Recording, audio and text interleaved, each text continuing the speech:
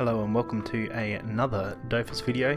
My name is Caleb from Caleb's Chill Gaming, and today what I'm going to do is show you how I've been making karmas recently. So as you can see here in my bank, I've made 1.6 million karmas recently, which is pretty good. I'm level 90 and I've been doing this by buying items from the resource, making them and crushing them into runes. I feel like crushing the runes is a lot faster way to make money than selling the individual items. At least that's in my personal experience. So the first item we're making is the Black Crow's ring. It's a ring thing. So I don't know, I was trying to think of more rhymes, I'm not that good. So what we do is we click the little box down here that shows us what we can make. So we click on the Black Crow's ring, change it to 100, and you can see I'm level 72, and it does give me some extra levels, which is nice as well. So now that we've made 100, what we'll do is we'll close this down, we'll go to the Smith Magi workshop, and we will crush these into runes, and hopefully we will have a good multiplier to give us some nice drops. Some nice Smith Magi runes. I'll just call them runes because it's a lot easier. So we go into shadow items, we go to equipment, transfer all items. We'll make sure that they are all the rings, yep, nothing else, and we want to change the focus to air damage because that's the most valuable thing out of all these rings. We could choose agility or wisdom, but we want air damage. So you can see the multiplier is about 76. I think it drops down pretty quickly depending on how many items are the same that are being crushed, so it goes all the way down to 50. So once you get past 50 it starts to get pretty hard to make some money on it.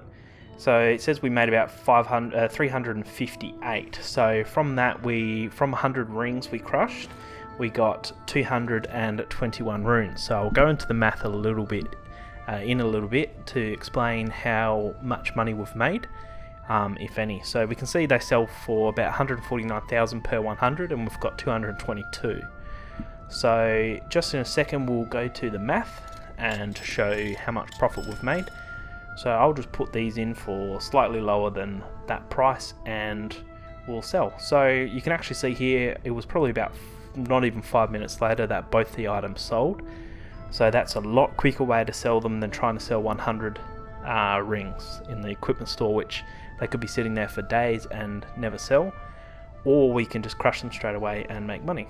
So here you can see that we need 1 Milliboo scalp, 2 Illuminite, and 6 Strubian Sickrat leather, and you can see the average cost per item.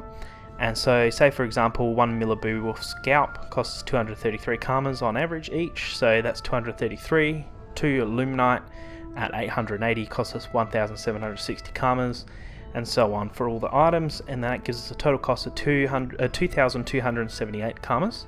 We made 100 rings, so that's 227 kk. We got 221 runes.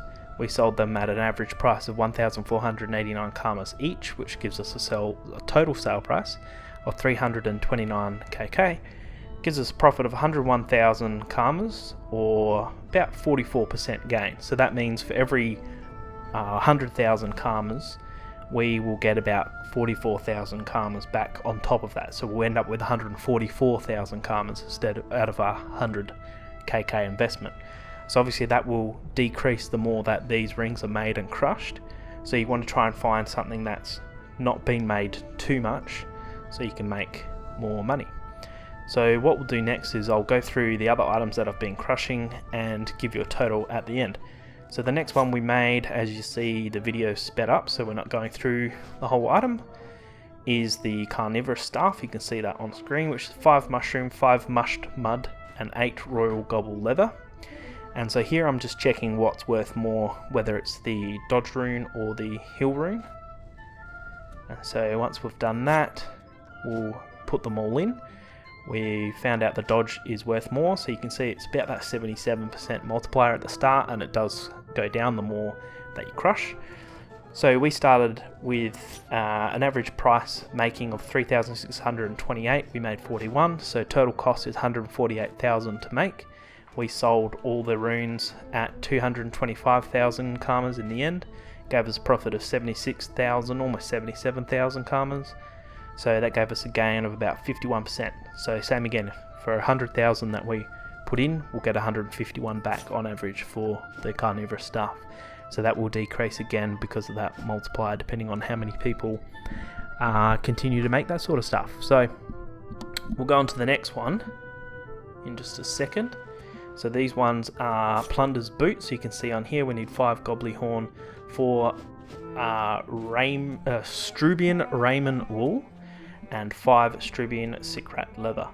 So now that I've made them, I'm just checking again what's worth more. Is it heals or is it the fire damage? And it's the fire damage that's worth a lot more. So, or the AP reduction, but it's the fire damage runes which are worth a lot more and sell pretty quick. So what we're going to do is put them all in, change it to fire damage. So this one is only a multiplier of 13, so a lot of people have been crushing these recently. You see it goes down to 12 and down to almost 10. So realistically this one doesn't make a huge amount of fire damage runes. So our average cost to make these were 565 karmas each. We made 160, giving us a total cost of 90,000 karmas. And we got 92 runes in the end. We sold for 136,000, giving us a profit of 45,000 karmas and a 50% gain. So the next one we're making is Golden Density, and don't judge a book by its cover. It only takes 2 items to make. These were definitely the cheapest item, and this is our best profit margin. So once we've made them, it takes 2 ferrite and 3 mush thorn. So again, once we've made them, we'll go in, we'll crush them, and we're going to focus lock. Once we've focused lock, we'll crush them. So that's about 46% multiplier, so that's pretty good. So you can see our total cost to make is 311 karmas each, giving us a total cost of 67,000. We made 216. We got 98 runes back, and we sold them for 133,000 karmas, giving us a profit of 66,000, which is a 98.53% gain. So for every 100,000 karmas we put in, we'd get 198,000 karmas back. Again, that will decrease over time as the multiplier decreases, but for a very low cost item, that's a really good return. So the last one we did was the Thunderbracelet. This one cost the most to produce, and it was the worst. Well, the second worst. It wasn't quite the worst. The Black Crow's Ring had the lowest return on investment. So here I'm just checking the critical resistance and the damage, the plain old fire damage rune. So we'll go in, we'll crush the item, select them all, go to fire damage, crush, and we had a decent multiplier on this, which was that 60%. It dropped down to 50. So here it cost us 4,600 per item to make. We made 20, giving us a total cost to make of 92,000.